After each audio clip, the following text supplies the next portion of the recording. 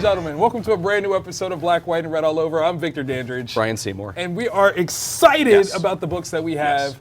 Oh my God, this was kind of a full week. It was. Like, this was legit. Yeah, we spent about an hour just going through reading a bunch of stuff, and then we just spent about 15 minutes talking about all the stuff. Very cool, very diverse week. Lots of good stuff. I mean, I have to say, this is one of the few times that I've like truly noticed that the entire new release wall is full. Yeah, it's packed. Like, it is packed. Yeah, stuff. Yeah, and our section holds over 80 titles. So yeah, that's a lot of stuff. Good stuff. So okay, so what was your mindset for the books that you picked this week? Darker, and oh my God, why? No! Yeah, run, babies, run! Trapped in the pits of despair, and I can't find my ladder because it's so dark. Yes. Yeah. So yeah, that's what pushed Ryan's choices. I actually was kind of more informed. One of our viewers, Robin. Robin stopped in. Hi, Robin. And she was talking about how we give sometimes some spotlight to some things off the beaten path, and she really enjoys that. So I really wanted to take that to heart and really, push some things that, don't normally get a shout out. Yeah. So yes, we that's love, what I went with. Yeah, we love feedback. Absolutely. We love requests, so definitely hit us up on Twitter, hit us up on our Facebook group, and also comment in the sections below for our videos. Absolutely, absolutely. Where do you want to start? I almost want to either end with Batman or go middle with Batman. Because it's... Let's end with Batman. Okay. For reasons. Yes. Yes. Yeah. Okay. Would you like to go first, Darkness? Yes. I will start at the bottom of 50 Shades of Dark. Okay, let's go. We're going to get up to the light? That's what we're going to do? Yeah, okay, we're going to climb. Let's do it. So Aftershock, this is a relatively new company, okay, and they've been bringing on like real solid talent, right? And they're blurbs that if you're a retailer and not reading the info about these titles, come on, these are good ones. Yeah, they're like, it's not hot new and up and coming writer who you've never heard of. It's like this one's David Hine. Come on, you guys know. Yeah, come on.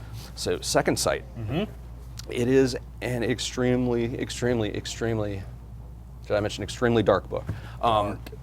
But if you think the ending of Apocalypse Now was too happy of an ending, if 8mm was a romantic comedy for you, no, it's good. People don't know me personally, don't know. I'm like, no, this is solid stuff. These are solid things for him. Yeah, its story centers around this guy who in the past is capable of remote viewing, not through any intent, but he can see through the eyes of other people. Okay.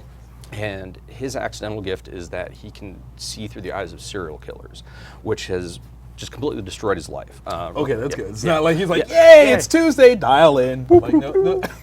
Yeah. Okay. Here we go, TiVo. It's just this very, he hates his life, but he has to kind of deal with it.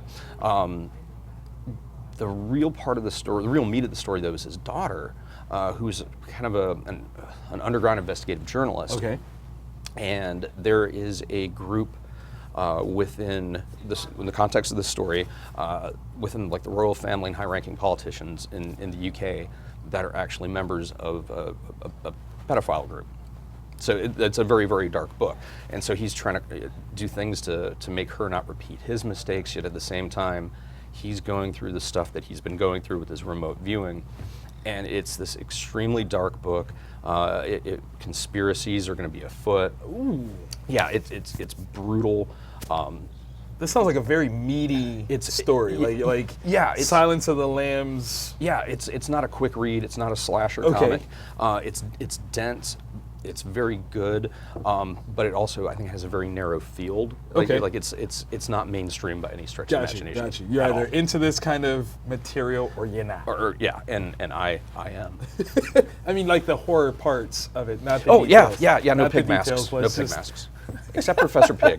Yeah, I was going to say, that's different. Yeah. That's different. He's Batman villain. Yeah. Like, you got to do that. Wow. Yeah. Let me bring a little light. Let me bring a little, just a little bit. I'm just going to go a little bit with Spider-Gwen. Yes. Okay, so Spider-Gwen, interestingly enough, Rodriguez didn't do the artwork for this one. Really? No. The listing for the artist is Visions. I don't know who that is. However, what I can tell you is that it is the coolest Disney-esque artwork that I've seen in a long time. Really? It's so animated. It's beautiful. It's almost like rough to read, but like works really, really well with the whole vibe and kinetic feel of what Spider-Gwen has carried. Yeah. So good. And in this one, we get like some very, oh my God. We've talked before about how Spider-Gwen takes like characters that you know and just kind of twists it. Yeah. And just like comes from this crazy place. Oh my God, Matt Murdock. Give me strength, give me strength. That dude is a situation. Yeah. He is a situation. His brief appearances in earlier issues, I'm just like, it's a taste and I want more. Oh, you get a full-on mouthful of this one here. Nice. It is legit. Like you see the combinations of like where Matt Murdock is in this one, Frank Castle is in this one. Like almost like don't want to tell you, but I'm totally going to tell you. Spider-Gwen is in it that long. Really? Yes, like that much of it. And you see all these different, players that are doing all these different things, and it is such a beautiful world-building issue. Yes, please, Jason Latour, high five yourself, sir. Super high five yourself. Sorry the Panthers lost. I know you were hoping for a win, but this is a win this week for you because wow. This one, if you guys aren't reading Spider-Gwen, there are no excuses. Yeah, probably the best Spider title. Was Spider-Man last week? Only because Spider-Gwen has a few more issues out. I'm gonna give it to her. I'm gonna give it to her. Longer track record. Longer track, man, and it's just like like when you cannot focus on the title character and it's still fantastic. That's amazing. Come on. She doesn't even have to carry. Like it's just her world is right, and there it is. And that's amazing. Like Astro City, almost kind of awesome. Yes, world. Yes, there's that one. Let's go back to your little dark spot. Where are you going, creepy thin man? Dark and Bloody, #1, and that's the title. It's from Vertigo's new most recent offering. This guy growing up in the foothills of Kentucky. Right. You already got me. Foothills of Kentucky. Let's go. Yeah. Yes. So with most of my family from the Appalachian regions, it was like one of those things that kind of spoke to me. It's like, testing the mash for the moonshine and whatnot. So, grows up in that area, goes off to the Middle East to fight in one of the wars, and comes back, and he's trying to. Trying isn't the right word. He's actually looks like he's succeeding at reestablishing normalcy in life. He's got a wife, a kid, another kid on the way, and in the process of this story, his son meets a friend in the woods, which is really strange because they wait, like the kid is just playing in the woods and he meets someone else who's also like playing in the woods? Yeah, but of a name that is not indicative of the demographic that you would normally find in the foothills of Kentucky. Can you say the name, or is that a spoiler? That would be a spoiler. Okay. Because it actually, I think, ties into some other aspects. Okay. Of the story. All right. It's not me just being evasive. It actually would be it's a spoiler. It's a name that I shall not say. It's Voldemort, isn't it? Yeah. I knew it! +1 for bald people. No nose. Okay, I'm sorry. How are you going to do the cocaine? So, so in this story, he also sells moonshine to supplement his income. A couple of his buddies or clients, I don't know how, they haven't fully fleshed out that relationship, end up going missing, and there's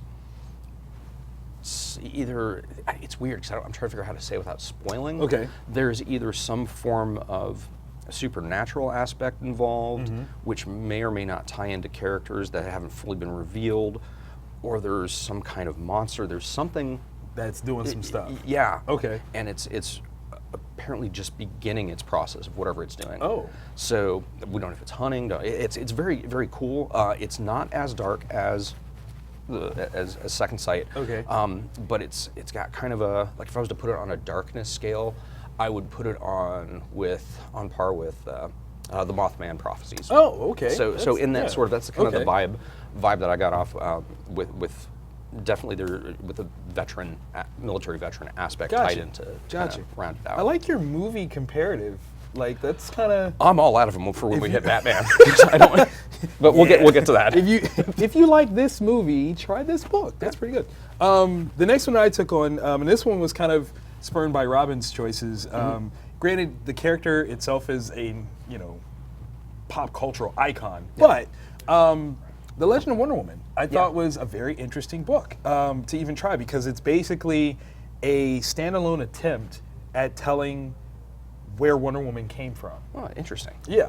So, like, I don't know if this is supposed to fit in any sort of particular continuity or not. To me, this is almost essentially like their all-star treatment of Wonder Woman. Oh, nice.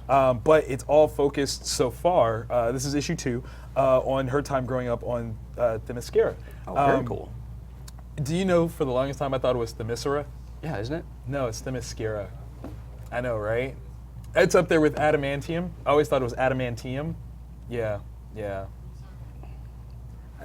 There's no word guides in these things. I just made stuff up. Yeah. But okay, so in this world that we live in now, where Supergirl is on the small screen, there's a looming Wonder Woman movie. Yeah. You've got Captain Marvel coming out in a few years. Yeah. This book is overtly embracing the idea of having a strong female character without any sort of apologetic or superimposed hey pro girl ideas.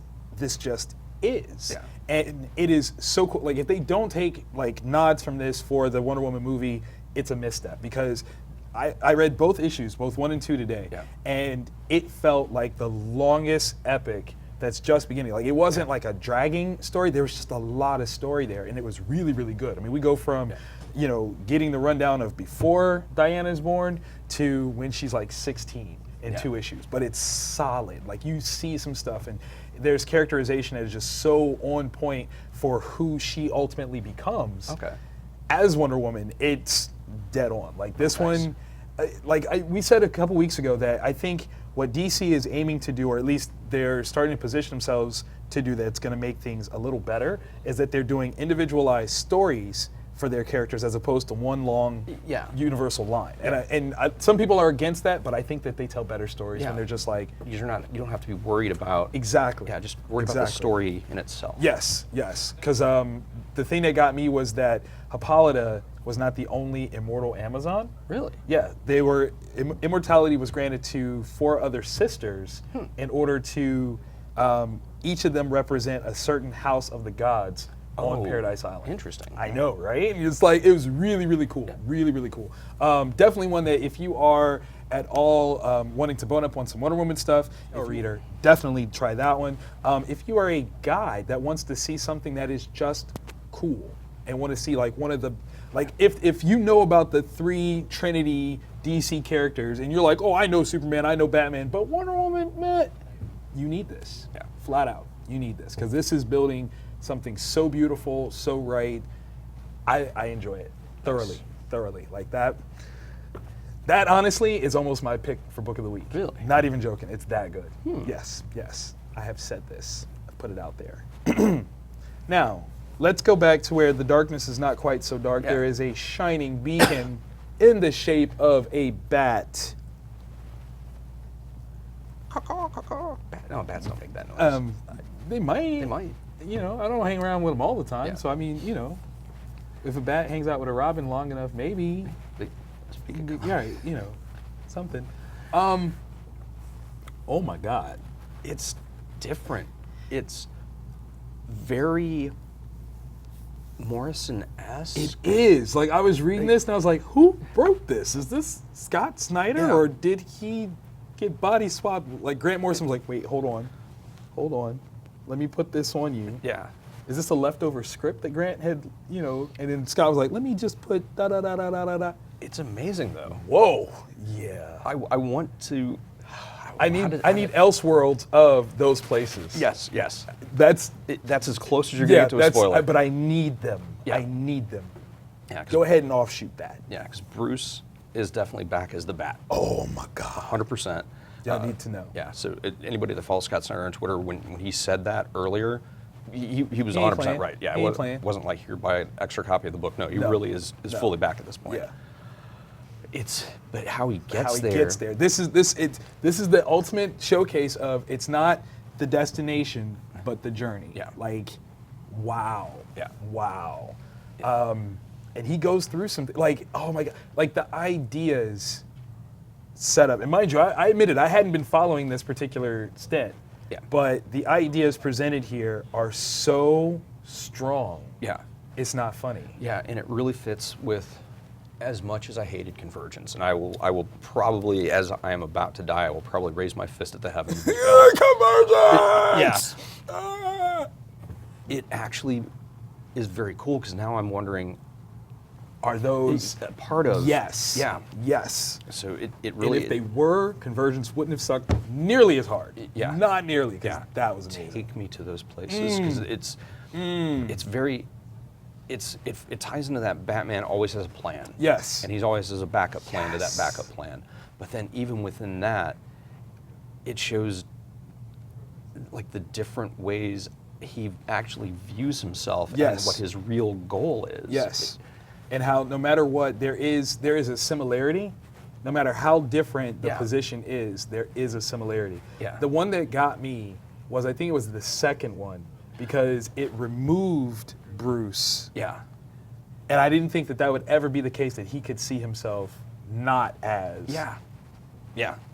There was something beautiful about that. Yeah. Like that moment almost gives credence to me for Jim Gordon being Batman. Yeah. That's what it did. Yeah. In retrospect, that would have Right. would have made perfect sense. Yes. And now it does, but I'm still like, okay, Right. Bruce, It's like, come on, man. Come on. yeah. I So- need you to do this. Like, do it now. Yeah.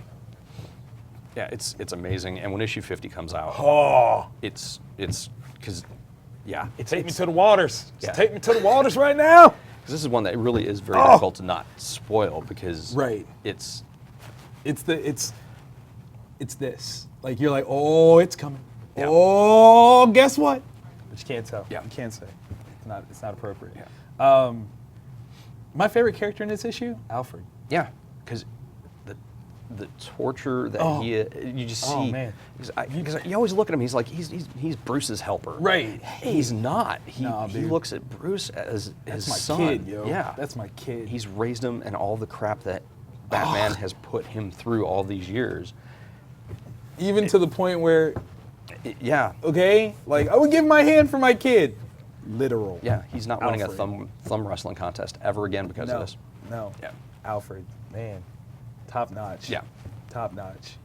But that last panel, though, that last panel. The last panel, that quick 2 sentences, I believe, that Bruce says, amazing.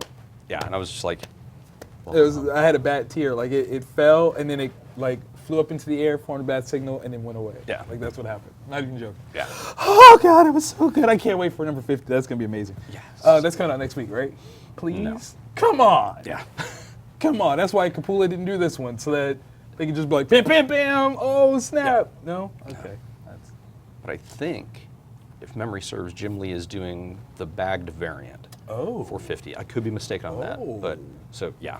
Shops, if that is true, please double check your orders on the final order cutoff, Get because that, you're going to want get to. that. Get that. You want to order like 3 times as many? Absolutely. So for the honorable mentions, I've got 2 honorable mentions. Go first. I'm going to go with this one first. So again, Yeah. shout out to Robin.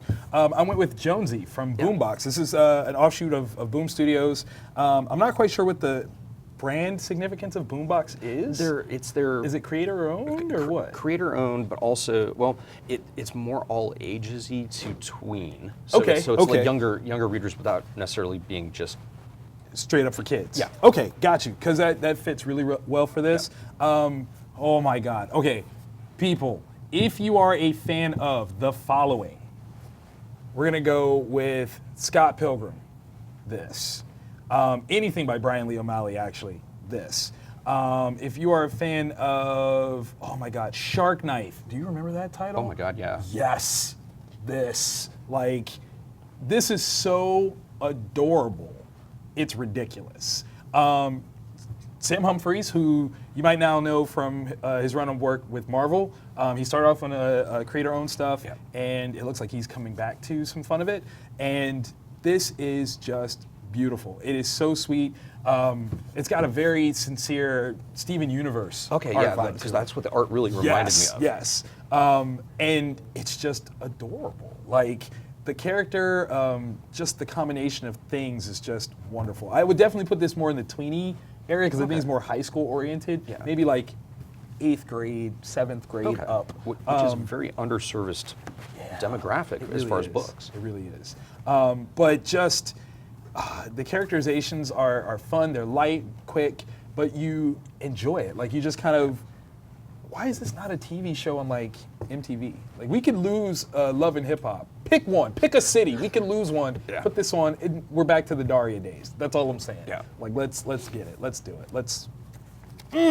Jonesy, loved it. Because my week wasn't dark enough yet, I read Old Man Logan.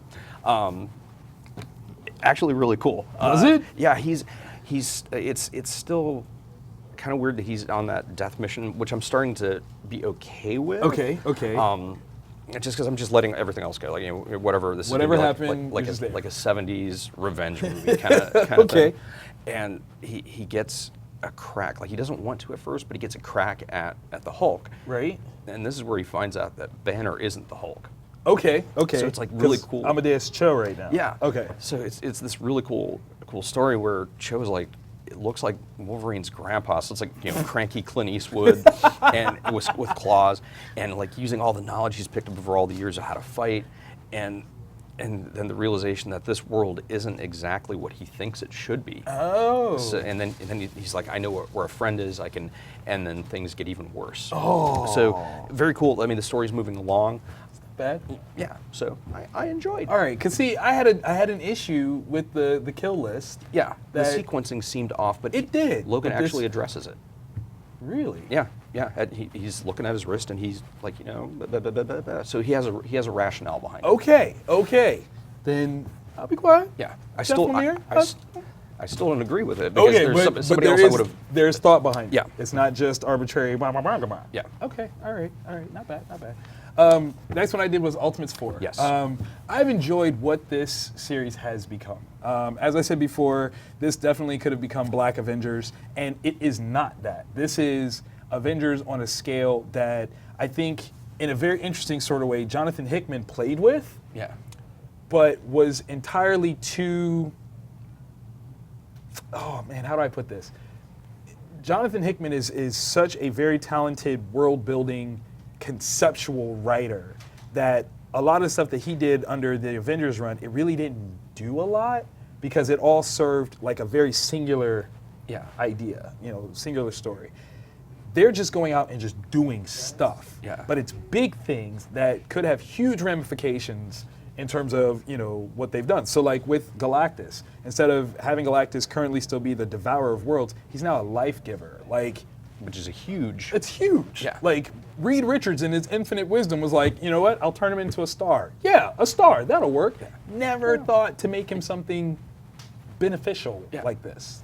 You know? And so then to go even further to where a certain person at the end makes an appearance, I'm just gonna show it to you. Not you guys gotta come in and get the issue. No spoilers. This guy, Raleigh. is like, hey, make sure that they don't do what they're trying to do. And he's commanding this guy, right? So, That's you know, huge. this. That's like your normal big summer crossover. Do you see what I'm saying? stuff. Like Yeah. Jim Starlin should have come in and be like, hey, hold on. Y'all can't just include, wait, are you serious? You can't do that. Like, and they're doing it. And that's the thing that I love about it. It's really taking the idea of the Avengers and really acting in their ultimate capacity. What could they possibly do to proactively safeguard the entire universe? Boom, there it is. And wow, do they do it. The artwork is beautiful. Kenneth Rockford, he has such a very interesting style. Like him and Jerome Opeña. Oh, okay. They're very similar in their, you know, the way that they do feathering and techniques of pencils, but it's so unique. Like, you know their stuff when you see it. It's so beautiful. In this same way, I mean, just, like the way he does Black Panther's mask and the fact that you can actually see the facial structure underneath. I know, it's the little things. It's the little things, but I like it. I like it a lot. Shout out to Al Ewing for kicking mad butt on this issue. I enjoy it, man. Yeah, and it's only issue good. 4. Only So four. if you're interested, people, it's 16 bucks plus tax. Come on, jump on, people. Jump on. That's not even like trade yet. Yeah. Get it. Yeah. Get it. Yeah, this week's chock full of stuff. If you're complaining like my regular titles are sucking, there's other stuff. Get off the train. Even Jughead is available. Should have read Jughead. Should have read Jughead. You might have had some more life in your life.